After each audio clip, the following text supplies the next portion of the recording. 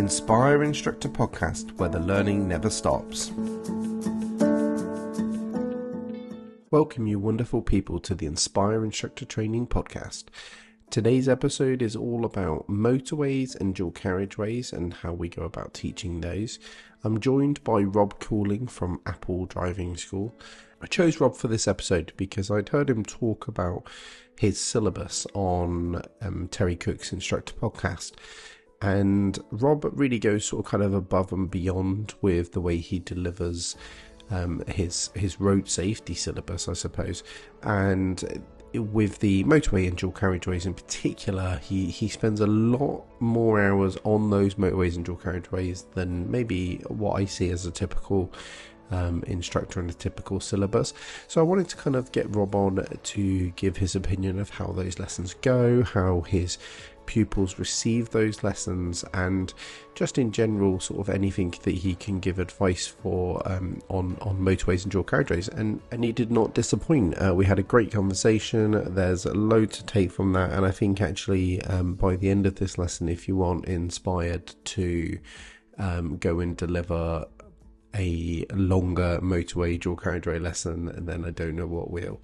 Before I let you go to the episode, I just want to mention our mentorship. So if you enjoy what you hear on the podcast and want more content and more CPD and better ways to improve as a driving instructor, then head over to inspireinstructortraining.com and check out our membership. It's only £20 a month, and you guys get hours and hours of videos, you get Facebook Lives, you get Zoom sessions, and you get access to our Facebook group where there's loads of support and extra help.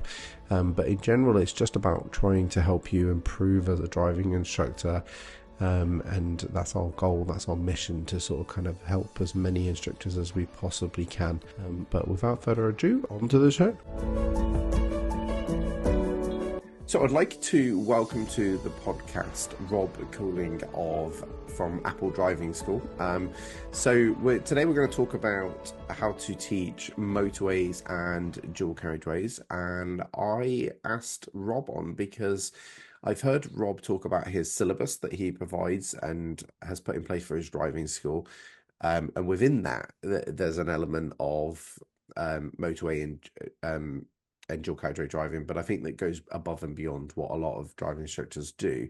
So I kind of wanted to sort of kind of have a little chat about how you implement that. So it might just be worth, before we get into the motorway and dual carriageways, just to maybe sort of kind of skim over and summarize how you do that, implement that syllabus.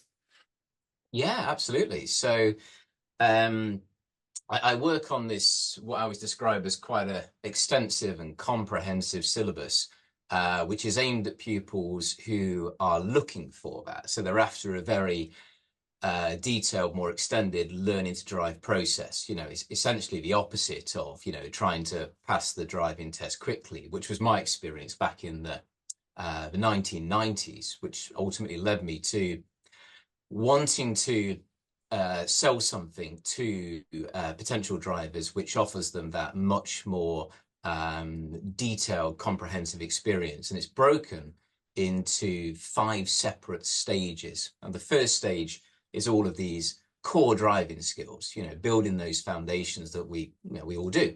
The second stage works through all of the main topics of driving. And the third stage, we don't do this all in this exact set order. The whole thing is very, very flexible, but we work through all of the maneuvering exercises.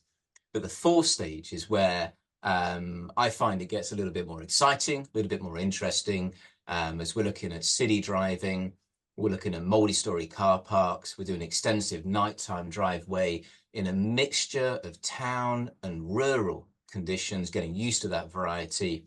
And hundreds upon hundreds of miles of dual carriageways, multiple motorways, including service station breaks as well. And in the last stage, where we're doing mock testing and we're pulling out the goals that we're going to focus on between the mock tests, we use adventure drives or life drives. So drives that the pupil might be doing in their day-to-day real life experiences, their day-to-day normal life journeys, but we bring it into the lessons And into that, we're going to deliberately be making sure we incorporate, where relevant, the dual carriageways and motorways into that as well. And beyond that, it continues through into Pass Plus as well. Now, that's a whole other conversation, but the Pass Plus side of things, I am very keen on, and I still do those on quite a regular basis. But again, you've got to sell it on the benefits it brings. You don't try and sell it on things like insurance discounts that we're not going to get anyway nowadays. But trying to sell it on what you get from Pass Plus, the skills that you gain, the experience itself. And again, trying to make it something exciting, something different to what you would do in the normal driving course. So they've got something they can move on to if they feel like it's appropriate to them. So all of that dual carriageway, all of that motorway experience in the normal driving course goes a whole step further in the Pass Plus side of things. So it's not just repeating the same thing. It is different. Interesting. And I think we'll dig into what those differences are in a minute. I think actually if anyone listening to that, because I know I found you talking about that syllabus fascinating and tried to implement a similar sort of thing within my driving school. But I think if anyone is interested to sort of kind of dig into that a little bit more, it's probably worth listening to your episode on the Instructor Podcast with Terry Cook, because I think you dig into that quite in depth, and that's where I learned about it. So Cool. it was and it's fascinating how you implement that and why as well. I think is quite important. But if we sort of kind of moving on to the sort of kind of dual carriageways, and actually I'm now fascinated by the fact that we have this sort of kind of lots of hours on the motorway before the test, and then also we're going to implement it post test as well, and the benefits you kind of see from that. But let's go for pre-test first. Am I right in thinking that you have like a minimum amount of miles, is it, that you want your pupils to do on motorways or dual carriageways? Is it motorways and dual carriageways, or Yeah, it's both. And it's a build-up as well. So it's a very gradual build-up. So the first dual carriageways will probably be introduced late stage 1, early stage 2, when we begin to, learn the basics, and we're getting used to just being in that environment, but in a context where it's very, very small amounts and we have escape options. So if there is a problem, we know we can get out of that situation if we need to. So there's this gradual build-up that works through the course, and we're slowly extending it, having the conversations, having the discussions as we go, making sure that everyone's happy. Because like all these things, it's very, very much a teamwork project. As much as it sounds very structured, and it is very structured, at the same time, the whole thing is flexible, and if it needs to be adapted around the pupil, it will, of course, be modified and changed as we go. The one thing I would say is it's not optional. In the same sense that, if you're on a plane, you wouldn't want to find out that the pilot had opted out of parts of the training course or done the minimum number of hours possible to end up in that role. So I wouldn't describe, beyond maybe exceptional circumstances, the motorway and the extensive dual carriageway aspects of the course as something the pupil can opt out of. These are important aspects of driving. And the driving test will only test about 1 minute at most on a dual carriageway. So it's not really giving that extensive detail.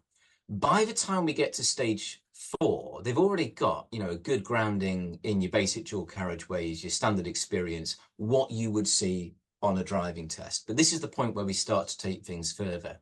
And we begin with a multiple dual carriageway journey. So we're getting used to switching from one dual carriageway to the next, how those connections work, and preparing for the fact that we're going to be going on the motorway soon. So already at this point, we're talking about the differences between the dual carriageways and the motorways. If they're doing okay on the dual carriageways, the motorways essentially are a much safer version of the dual carriageway. And we talk about those, those differences. But of course, you don't get cyclists or mobility scooters or roundabouts or junctions or horses or very, very little on a motorway. Now, in terms of the build-up, We do 100-mile journey on dual carriageways all the way to Stoke-on-Trent and back, going through tunnels and trying to maximize the experience. And a little bit of that is our first bit on a motorway, but it's a very small amount. It's like one junction on the M1 just to get us onto the A50 so we can do the dual carriageway. And then one little junction on the way back, that initial just light introduction before we begin a 100-mile multiple motorway journey, which is set up as roughly a half an hour chat at the beginning. So we're just talking through, what's this going to be like? What are they expecting? Making sure they're happy and that things are okay. And we've talked through anything that they would like to talk through before we give this a shot. But at the same time, not doing what I think we've been guilty of for a long time, which is making it out like it's something to be afraid of. The fact that for so long we banned learners from being able to learn on motorways, by doing that, we turned it into something frightening and scary, and created this unnecessary impression. Once we've done about an hour, so we've covered about 50 miles, we've done an hour, and we've done a multiple selection of a few different motorways. We stop at a service station. And a part of that is getting used to that climatizing from having just been driving at an hour at high speed to finding yourself in a 10-mile-per-hour car park where there's children, there's dogs being exercised in the car park, which is what I do. You take your family on a big journey and you've got to get the dog out of the car, and they're often in the car park. So that sudden change of context, that change of environment, and we go and grab a drink, have a sit down, use the loos. And at that point, it's worth pointing out there might have been things that happened on the journey that we haven't really had time to dig into. Because as much as it's nice to explore people's thoughts and how they're feeling about things, when things are happening and you're moving from one event to the next, sometimes there isn't really time on the move to get into the detail. So on my kind of iPad type thing, I've got a series of photos from that journey, or not that journey, but from the journey that we take, designed to allow us to look back and see if it triggers any memories of things that happened along the way. So the pupil can ask questions, they can say, I saw that sign, but it didn't make sense. And then we can begin to explore, while we're sat there in the service station, what happened, any misunderstandings, because I might have thought that everything was going fine and they understood it. But sometimes there can be those misinterpretations, and we get that chance to just sit and talk through things and plan the next bit as well. Now, on the next bit, as we plan the journey back, we bring in cruise control, so adaptive cruise control as well. And in the car park, we just practice how to turn it on, talking about what it does, simulating like little dry run simulations on how we're going to cancel it. Very important. They know how to turn it off if they decide they don't like it. Now, I'm not really a big fan of cruise control, but it's not about what I like, because the people will be different to me. So my wife is very, very good at using adaptive cruise control, and somehow she does the majority of her driving with that on. And she's really mastered the system. But it's very easy to reject a lot of technology when you notice its flaws, when the bits that aren't quite working as well as you would like them to work. But if you can learn to work with those flaws and understand them and work with the benefits as well, you can get a lot out of this technology. So some pupils will really like it and others won't be quite so keen, but they need that chance to just get used to what it feels like, how it behaves, what it can do wrong, and also what it can do to benefit the drive as well.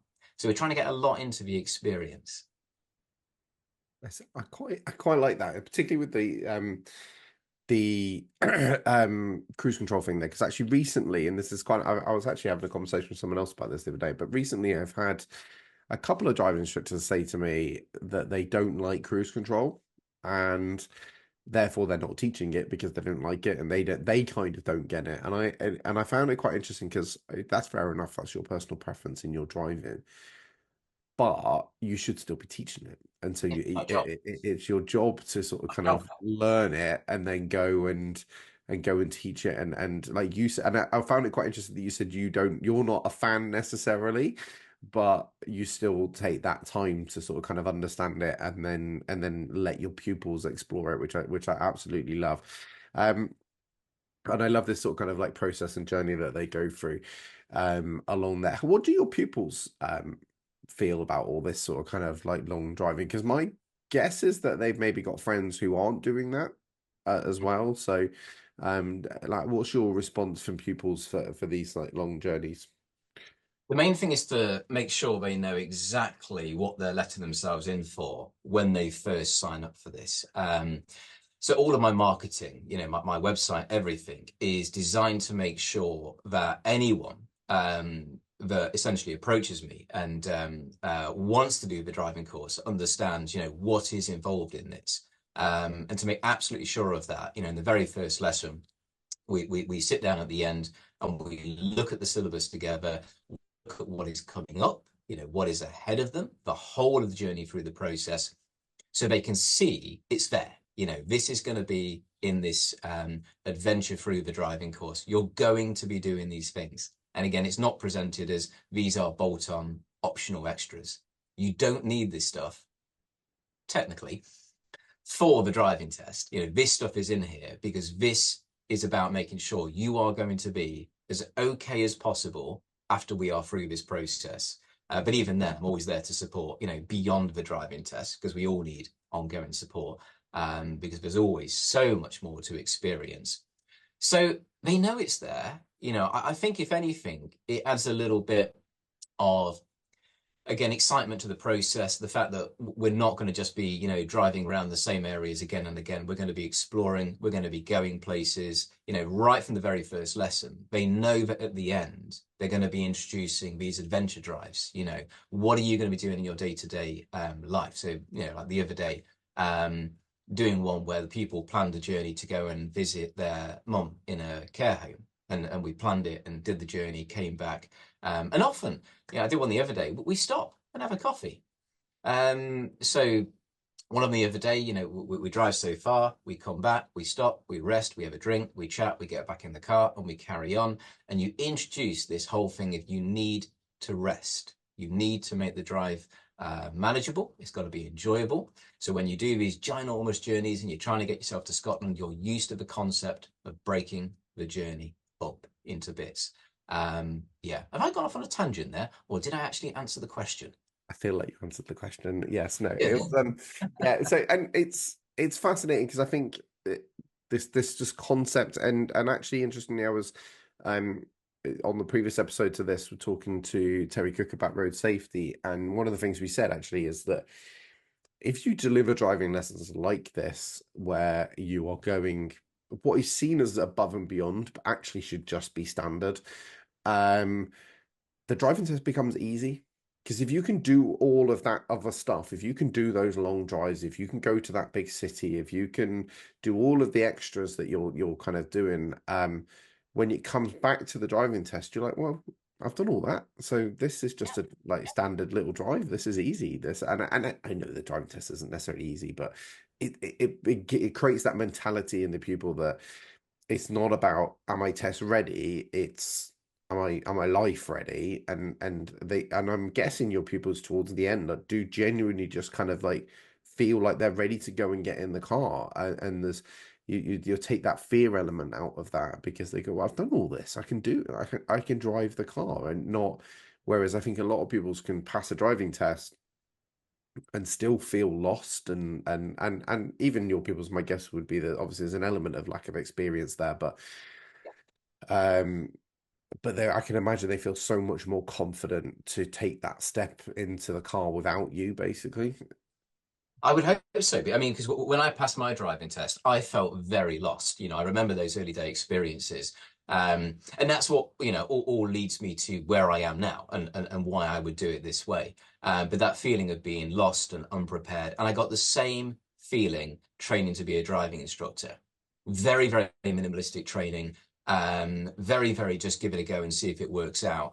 Not feeling ready for, what comes next. So it is an attempt to try and overcome that as much as possible. But there are always going to be limitations because, I would estimate that, my whole course, and they all know this as well, even if it all goes smoothly, given the volume of material, the amount of stuff that we're trying to do, we're looking at a good 75 hours. It sounds a lot, but 75 hours is nothing in terms of, the amount of time that someone needs to be on the road to really, really get to grips with all of the experiences that you can have, all of the things that can happen.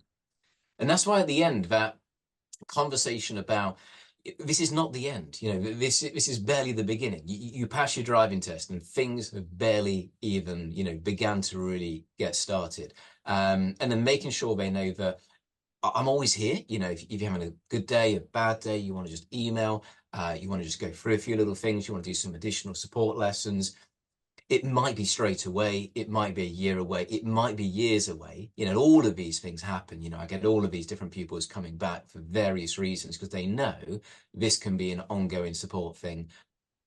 It might just be a conversation on the phone, but trying to maintain that link so it's not a cutoff at the very, very end. And same with Pass Plus, it might be straight away, it might be a year later, it could be many, and it has been, for some people, many, many years later. When they feel like they need something to try and help them back into things again. So with motorways and dual carriageways, and you're spending all this time on that, what do you find your pupils find most challenging about motorways and dual carriageway driving?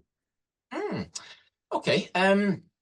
So I think because it's a very gradual build up towards this, so we're bringing it in gradually and building it up quite gently. Nothing massively jumps out because I would suggest all of the foundational work is kind of implemented, through other stuff that we're doing.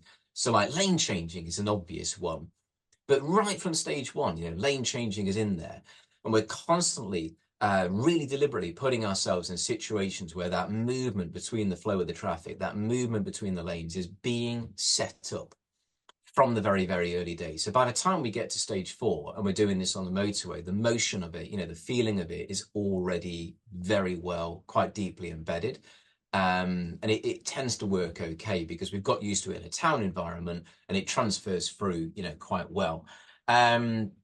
Progress tends to be okay. There might be occasional ones where we do have an issue with that building the speed up, holding the speed, that side of things. Having said that, I would suggest that we probably wouldn't be doing it if that was already identified as an issue. We'd be solving that before we went and did some phenomenal, huge motorway drive. It might crop up if I've taken on a pupil who's just come in just for this, and then it shows itself as a bit of an issue, then that could be more of a problem. But the background work has got to be done before, of course, you move on to this stuff, to try and make sure that things do go smoothly, things do go okay. One thing which does happen is these can turn into very, very long lessons, because all it takes is for, one little incident on one of the multiple motorways that we're using. And what was supposed to be a 3-hour run can dramatically extend. So I do make sure I've got nothing after. This is always my last lesson of the day. So if there is an issue, the timings are okay. But that's it. That's the stamina side of things. So talking about what problems might a pupil encounter in this, I think stamina is going to be the biggie, because this is the point where we are doing long lessons, because generally half an hour setup, 1 hour to get to the service station, half an hour to have a break. Often the pupil wants longer than that. They want to keep chatting. They want to keep talking. They got things they want to delve into, and I'm not going to rush them. And then an hour on the journey back. And now that's assuming that there's no issues on the motorways. There's no diversions. There's no lanes closed. So it could be longer. So I think the stamina aspect of this is probably the element that concerns me the most, as in making sure the pupil is okay, checking that they're all right. Worst case situation, I'll do the drive back. It's never happened, but I have presented it as an option before. You can learn from watching what I do. Take what you've done, that drive down here, take what you got out of that, all of the positives you got from that, all of the experiences, and on the way back, you can then learn more from watching me, talking to me. We go through things. Never happened, but it's nice to present it as an option so they can reject it if they want to and say, no, I'll be all right, and you got to monitor that stamina. When we plan this, there is a backup stop. So we've got the main stop, and on the map that we look at, because we've got the little map, they can see I've marked a backup rest break. And again, this is an important part of journey planning. You don't just plan where you're going to stop, you plan your backup stop as well. And many a time, the first option has been not an option, and we've had to go on to the backup as well. Stamina wise, same with Pass Plus, because Pass Plus is quite, it's endurance. It's all about, what is a massive journey like. People tend to be okay, but I'm always watching for those warning signs of someone flagging. But I think if anything, the experience, the adventure of it, the fact it's different, it's kind of fun, it's exciting, we're having a coffee, it's a bit of an unusual driving lesson. I think that boosts the adrenaline anyway. I think that gives them that kind of little boost of the stamina regardless. So yeah, sorry, nothing's massively jumping at me there. I, Beyond that, is any real issues that we run into? I think it's interesting that you that's the one you've sort of kind of stumbled on, because if I think about my long journeys, that's the thing that I find the most challenging about Me driving too. on the motorway is the fatigue. It's like I've got the driving skill to do the motorway, but fatigue gets everyone. So I think it's interesting that and I think that's also why it's quite important to make it a long drive and not a normal 2 hour lesson if you happen to live near a motorway. Yeah, Just driving on the motorway. I think it is important to make it a longer lesson, because in a way you kind of want that fatigue to start to kick in so you can have a conversation about how you're going to yes, manage it. Um, and yeah, I think it's a crucial thing to be talking about, because again, we were talking about road safety on the last episode, and these are the conversations that like, how are you going to do that? And on our workshop we talk about this as well, where um I talk about how, like, because I've done a lot of long driving recently with the workshop, and how I always make sure I have no pressure on those journeys, because I want to be fully okay with going, actually, I'm struggling a bit here. I'm just going to pull over for a bit. I'm going to have a sleep, or just relax for an hour or so.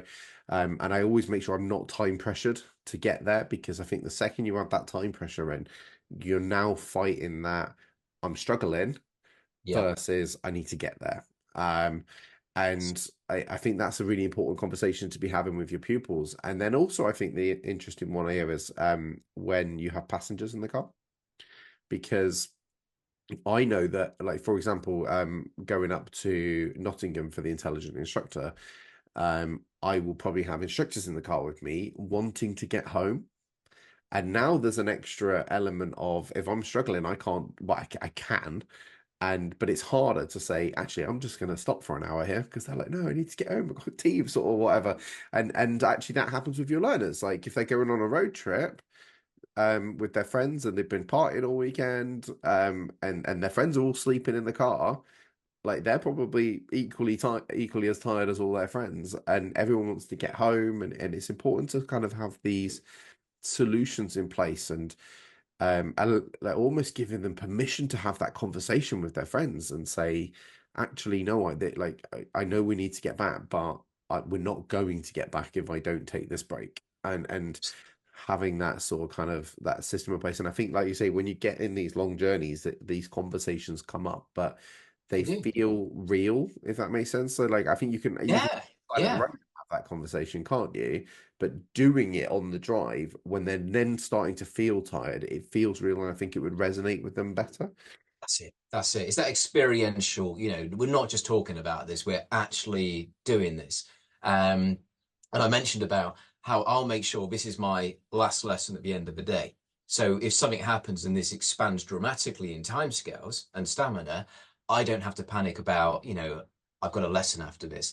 And making sure the pupil has that as well. So they know that they must have nothing after this to be rushing back for. So they don't feel that time pressure of, oh, crikey, I've got an appointment.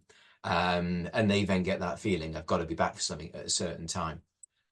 Because it dramatically affects the drive if you feel that pressure like you've been talking about. But Yeah. there's also So I was the, gonna, sorry, there you go, stop. I was gonna ask you about route planning and breakdowns, because I know you said you take them to the services, and that's something I massively advocate, because again, it's weird, isn't it? Like going into a services and Yeah, suddenly you've been yeah. driving like solidly, and then you've got this whole new environment. And also, who hasn't got lost in a service station car park before? Like so Can't it's find the exit. Yeah. no, I don't know how they managed to make him so cryptic. So I think that's really really crucial that they're in that environment. But do you have conversations with them, or how do you go about sort of kind of talking about like breakdowns and route planning? Because I think they're both crucial for these sort of kind of long Yeah, journeys. definitely. Yeah, so route planning. So we're using a mixture of sort of like a map that I've created and sat nav, of course, because technology is wonderful and at the same time problematic. So it's learning the ups and the downs and how you manage both of those. But we have that, particularly on the very big motorway drive that, all of my pupils will do. There's a very deliberate half an hour block at the start so we can look at the journey and they can just sit there silently with the map, looking at the route, looking at the road names, that kind of thing. They don't have to memorize it because I'll take charge of making sure we're okay. Because your passenger is your navigator. But of course, then you got to talk about, well, what if you're on your own? How do you manage this? How do you Google Maps this?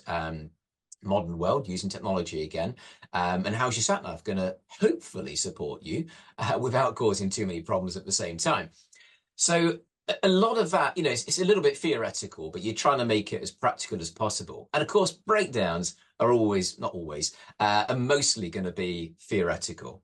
So when we do the stop at the service station, one of the pictures is looking at the hard shoulders, it's looking at the emergency refuge areas and having that conversation about how do we go through this. Now, they will already have done this because I have like a WhatsApp daily study group for all of my pupils. And every single day I drop something in there. And into that is going to be a lot of these things that we're talking about. So they're going to come across that theoretically and through previous conversations building up to this as well.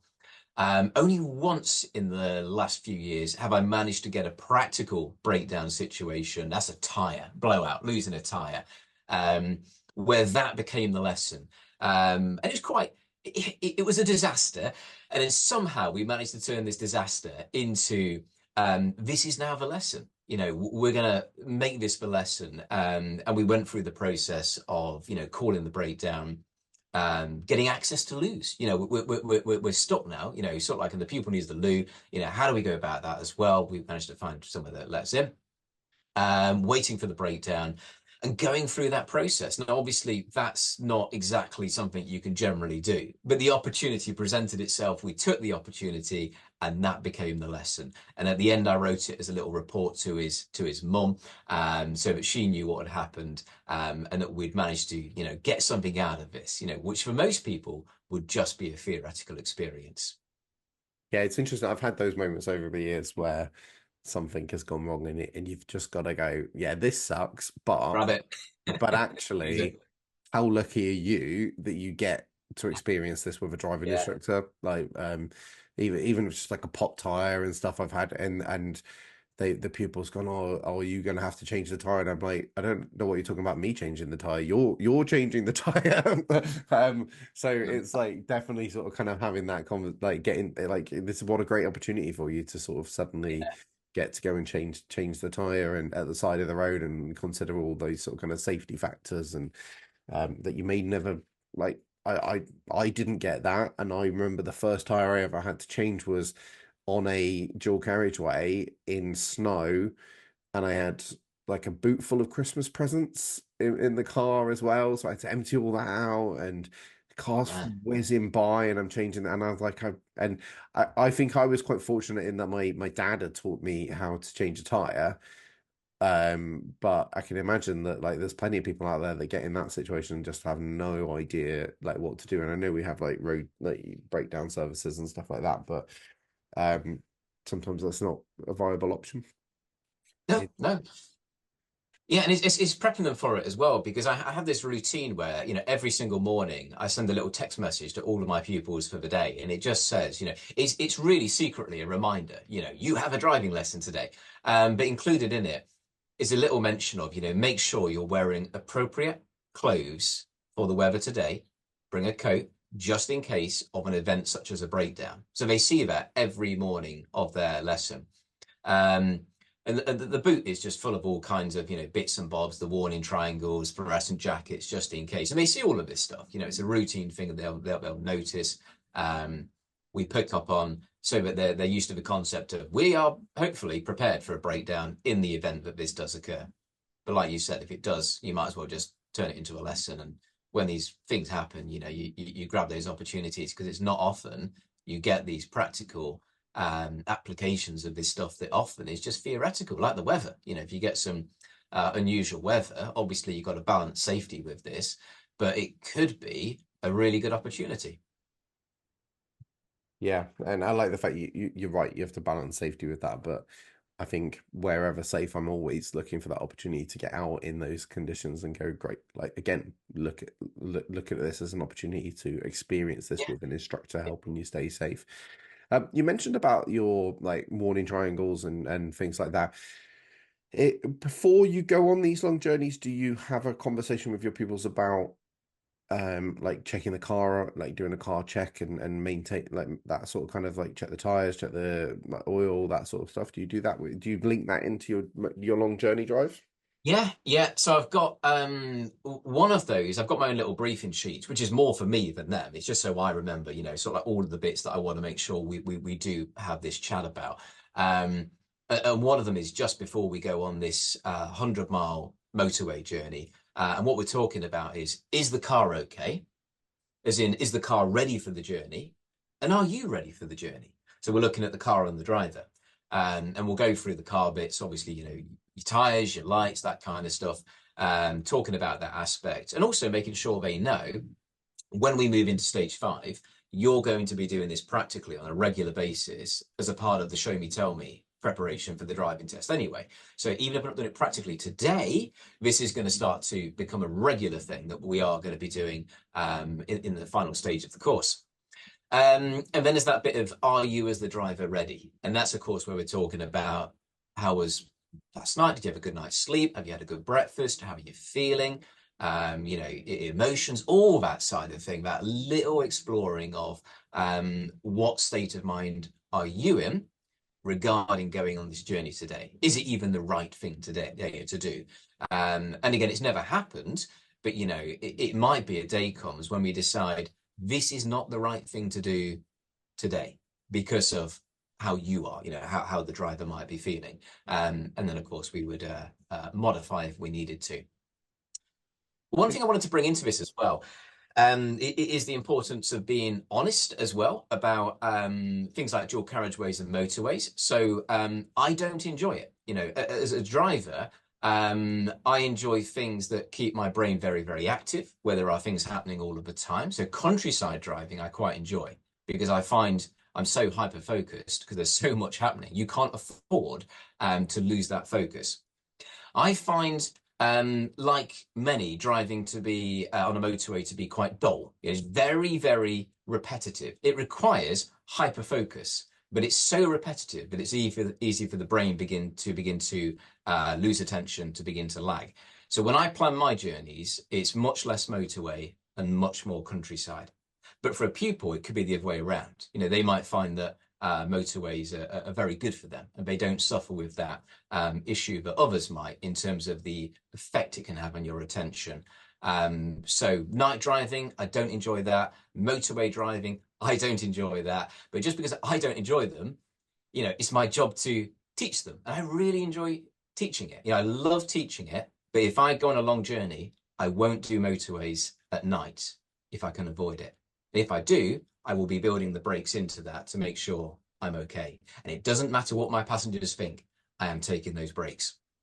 Yes, absolutely. And it's interesting because I think there's an element of nighttime.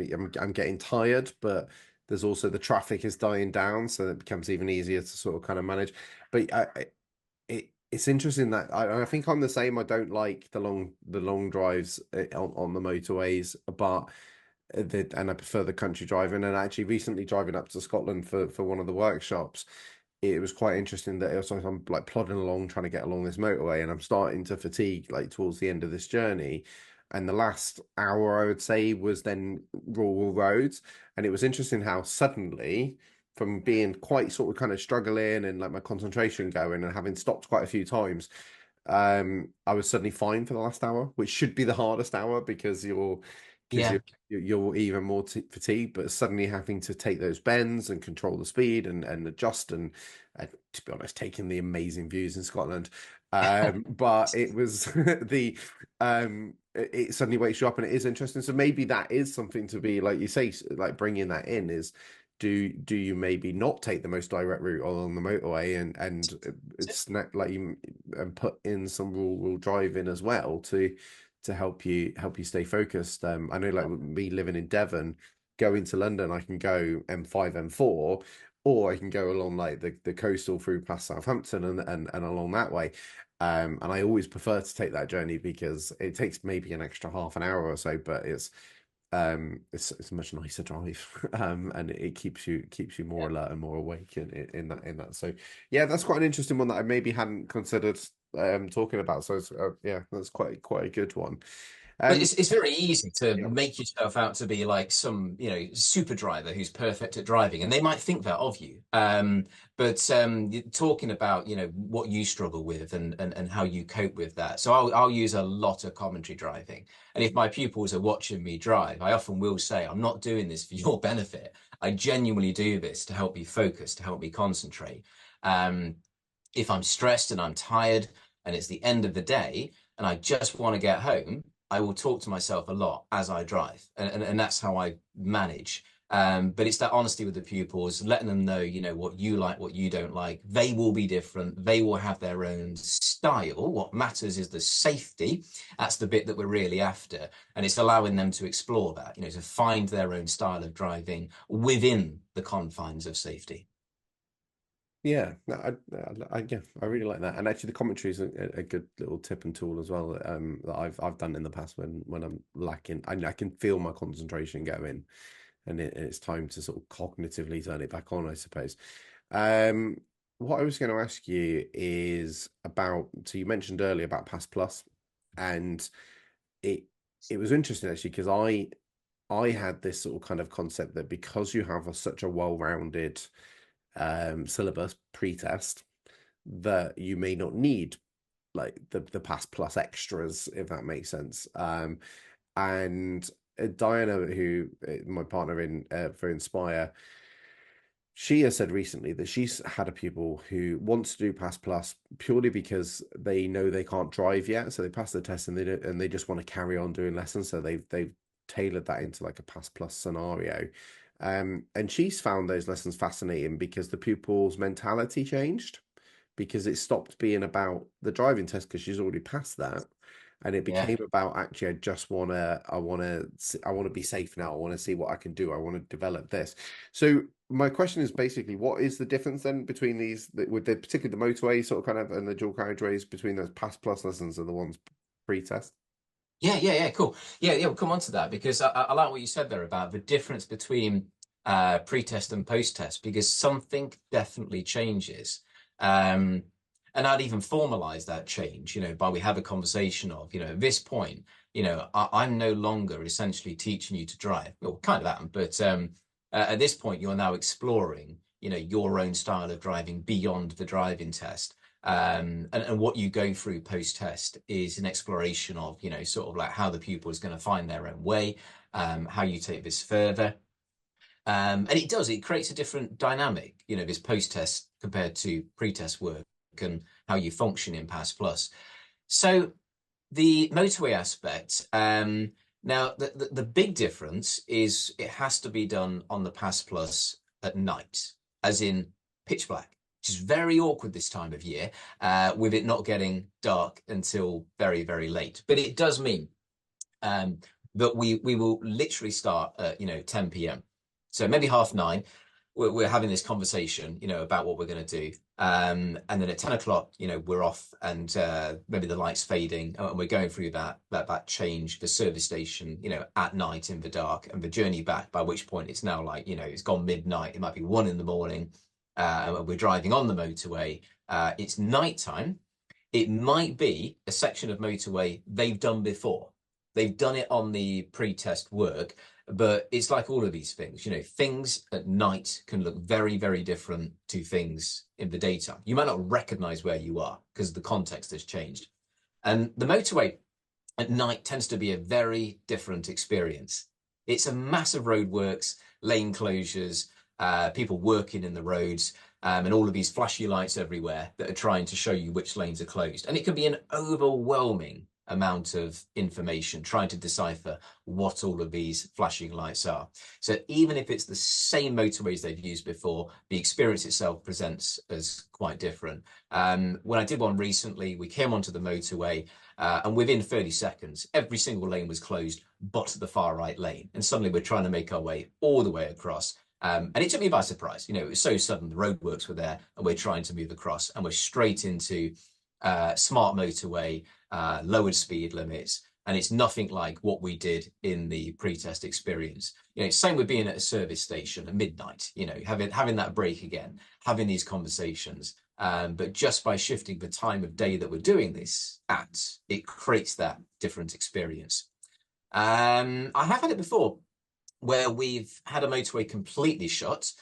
And maybe that was my failing, actually. And I should have detected that on my pre-test planning Google Maps thing. And we ended up being diverted off a motorway into, I think it was Tamworth.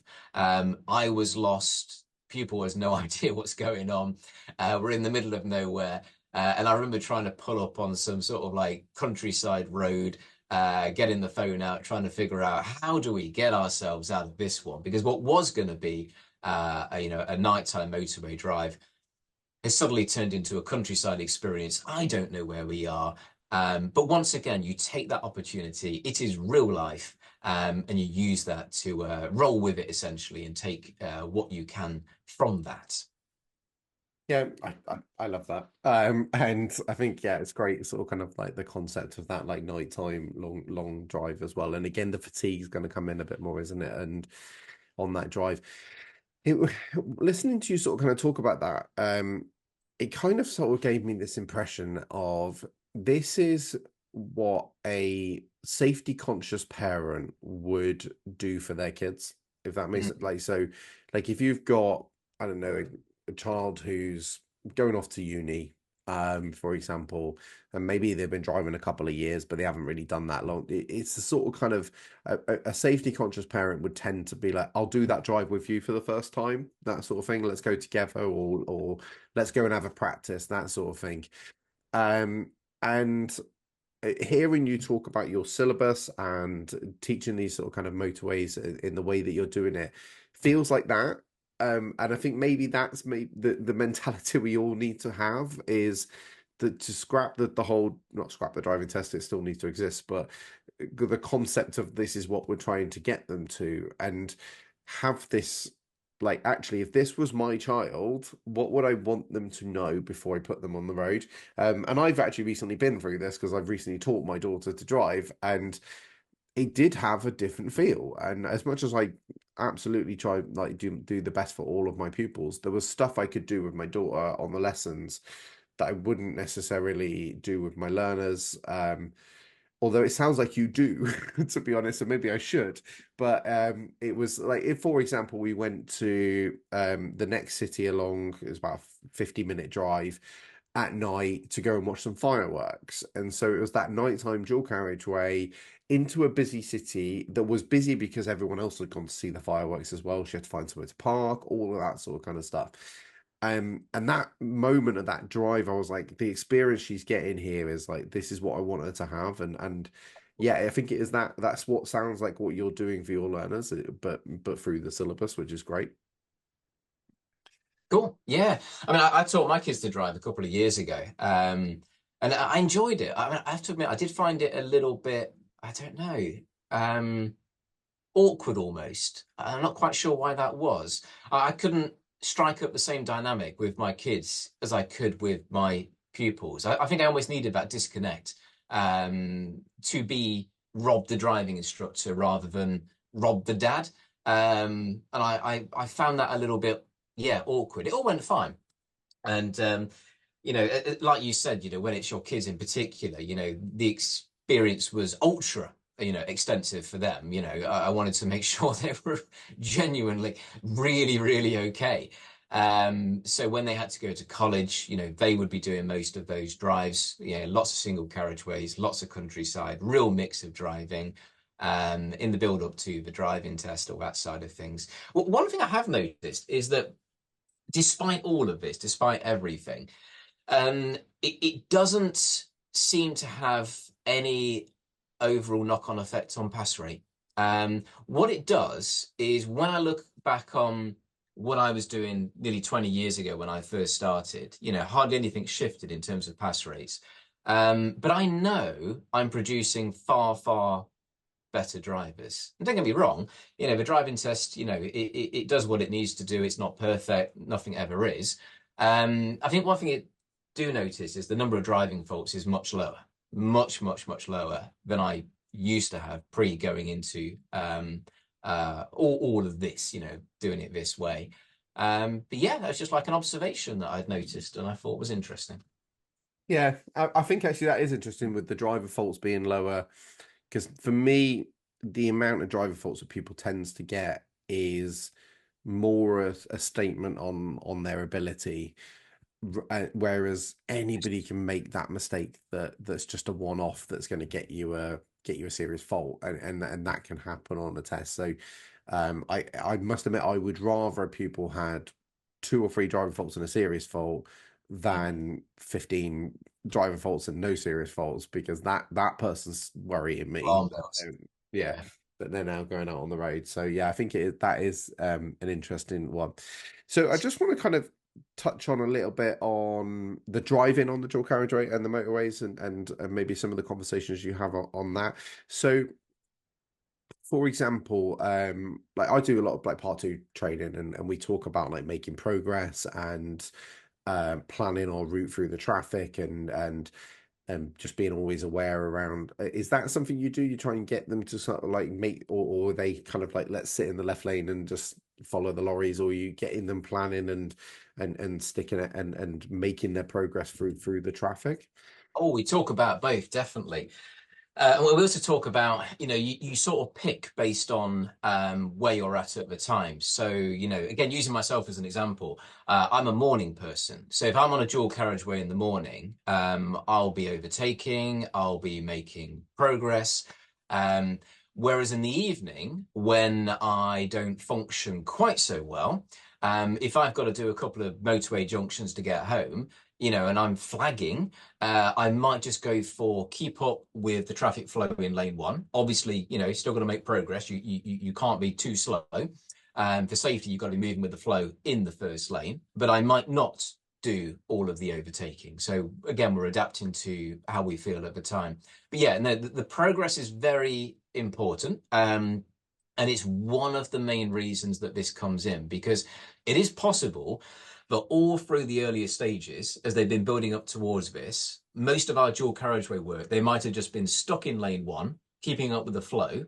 But because of the nature of a city, you're not on the dual carriageway long enough to really get that experience at lots and lots of overtaking. So you get this problem where they've done dual carriageways, they might have done 1 overtake, it's very, very limited, it's not a lot. But when you do 100 miles, suddenly you've got the opportunity for lots of overtaking, lots of getting new experiences that you don't get on a dual carriageway short section in a city, like on a driving test. They might get dual carriageway, not much chance they're going to be able to demonstrate overtaking unless, they get somebody really slow ahead of them. So yeah, it's a very, very important part of it. I would be disappointed if we didn't get the opportunity. Now, it has happened. So, you saying that has triggered a memory of a pupil where we were going to do the 100-mile motorway journey. I think it was the motorway one, old memory. And it became clear that overtaking wasn't going to be a great idea. It wasn't going to be a good move. What we could get out of it, though, is we could do the motorway. We could keep up with the traffic in lane 1. I think we might have done a little bit of overtaking on the way back. So it was a very, very minimalized experience in terms of the progress. But you take out of it, the positives that you can. You're keeping up the flow of traffic. You're keeping up with lane 1. Your gaps are good. There's lots we can do. There's a lot we can get out of this, and then we can build up, later on to trying to get this progress working a little bit better in that context. But that links into all sorts of things, because I do a lot of work, some work with pupils who are full license holders.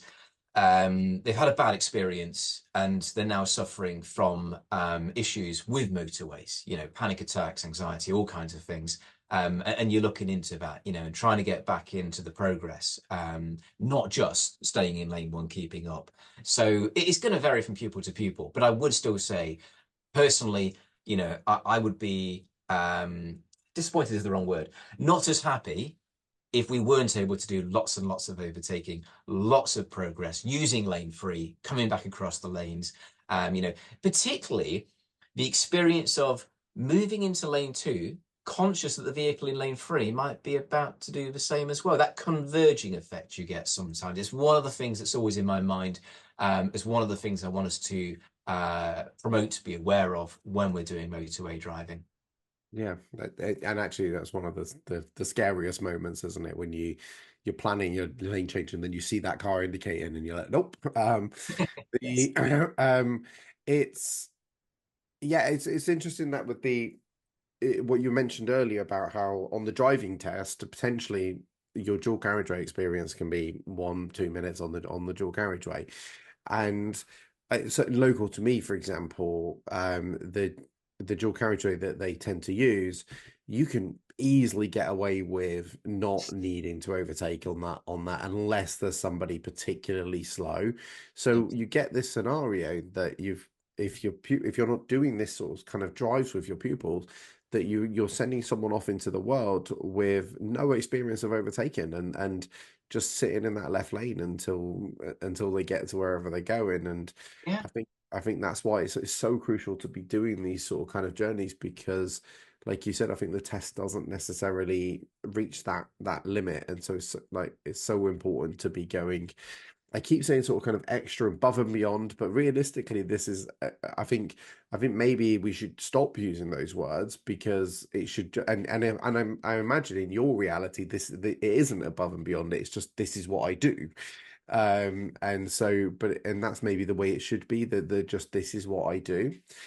So I just kind of want to round up a little bit, and I'm sort of kind of imagining someone listening to this who isn't doing all of these things, and I think that's okay as well, because everyone's on their own sort of kind of part of their journey, and as an instructor, and I would hope anybody listening to this is definitely of the mindset of wanting to improve as an instructor, hence why they're listening. So everyone's on that sort of kind of like, how can I improve? How can I improve each episode that they're listening to? However, we've talked about a lot of stuff, and I can imagine if you're not doing any of this, listening to everything that you do is quite like, oh, that's overwhelming. That's quite a lot of stuff to implement. Do you have any sort of kind of like, if you've got someone who's not maybe doing any of this sort of stuff, that like where they should start, like what would you suggest somebody as a stepping stone to sort of get them going? Yeah, I mean, I got here partly because I market only for people that want this. So the problem comes, of course, when your people doesn't want that, when what they want is, I want to get through this process as fast as possible. And the immense pressure that puts on the driving instructor, which again is part of what led me here, because I was desperate to get away from that, because it breaks the enjoyment of the job. So a little bit of it is, who you're trying to appeal to, the pupils that you're trying to find, because there's a base of work out there of people who are not interested in learning to drive quickly. And there's this problem that we've got of thinking that everyone just wants to learn in the minimum number of hours. It's not true. And it's possible to market a product which appeals to people that want more than that. They're looking for something different. So the marketing aspect is important. You might want to find the pupils that are after something more detailed, more comprehensive. Now, beyond that, with existing pupil base, I think a lot of it is about trying to make it fun, trying to turn everything into, this is an adventure, trying to make it exciting for yourself, for them. and trying to see if they'll be involved in that process. You know, can they suggest ideas? You know, life drives. Life drives is a real biggie. What are you going to do in your day-to-day, you know, life driving? You know, why don't we do that now? You know, towards the end of the course, you're getting ready for your driving test. You know, I like to mix it in with mock tests. You know, do your mock testing and do life drives, adventure drives. I've got my little list of ones that I pick from, and I encourage pupils to bring their own ideas. And, you know, if they say, you know, well, I might need to take, you know, grandma to the shops, you know, why doesn't grandma come along with us? You know, you can do things like that. Yeah, I've got one at the minute who keeps talking about exactly that, you know, which is why I mentioned it, you know, bringing his grandma with him on a driving lesson. Why not? Fantastic idea. It adds a whole nother layer to it. It makes it more real. It's more exciting for the pupil and for the instructor. And I think that can actually probably prompt a pupil to want to do more. So they might have been originally more, you know, test focused, but if you bring that in yourself, if you're excited about it and you sort of try and convey that to them, I think that can be infectious, and you might find they play off that and buy into it. Not everyone, obviously not everyone, but you might get some that will buy into that and they will want to do more and they will suggest ideas. Now, this stuff takes time. You know, obviously learning to drive is experience, but the bottom line is driving is expensive. You know, if you're going to be driving a car, it's going to cost you a lot of money.